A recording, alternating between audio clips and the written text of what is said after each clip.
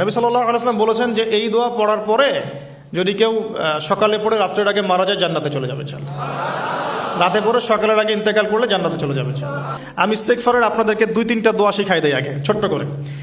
1 number, যারা একটু পড়াশোনা করেন মাশাআল্লাহ তারা এইটা পড়বেন, সাইয়্যিদুল ইস্তেগফার। সাইয়্যিদুল ইস্তেগফার আমার সাথে বলবেন, আল্লাহুম্মা আনতা রাব্বি লা ইলাহা ইল্লা আনতা খলাকতানি আনা আবদুক ওয়া আনা আলা আহদিক ওয়া ওয়া'দিকা মাস্তাতা'ত আউযু বিকা মিন শাররি মা সানা'ত আবুউ লাক বিনি'মাতিকা আলাই ওয়া আবুউ বিযানবি ফাগফিরলি ফাইন্নাহু লা ইয়াগফিরু যুনুবা ইল্লা আনতা।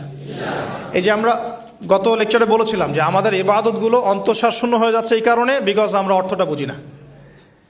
এই যে দোয়াটা আপনি করলেন, নবী সাল্লাল্লাহু আলাইহি ওয়াসাল্লাম বলেছেন যে এই দোয়া পড়ার পরে যদি কেউ সকালে পড়ে রাত্রের আগে মারা যায় জান্নাতে চলে যাবে ইনশাআল্লাহ।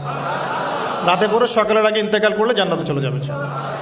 তো কি পড়লাম? আল্লাহ পাক বলছেন, নবী সাল্লাল্লাহু আলাইহি ওয়াসাল্লাম বলছেন, আল্লাহুম্মা হে আল্লাহ আনতা রাব্বি, আল্লাহ তুমি আমার রব,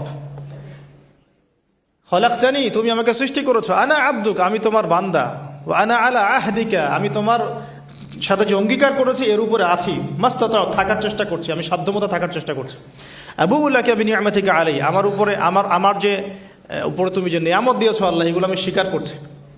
হে আল্লাহ তুমি আমার উপর যত নিয়ামত দিয়েছো আমি স্বীকার করছি, ওয়া আবুউ বিযানবি আমার যত গুনাহ আল্লাহ সব স্বীকার করছি। এইভাবে যদি বান্দা আল্লাহর কাছে দোয়া করে আল্লাহ মাফ করবেন না? সুবহানাল্লাহ।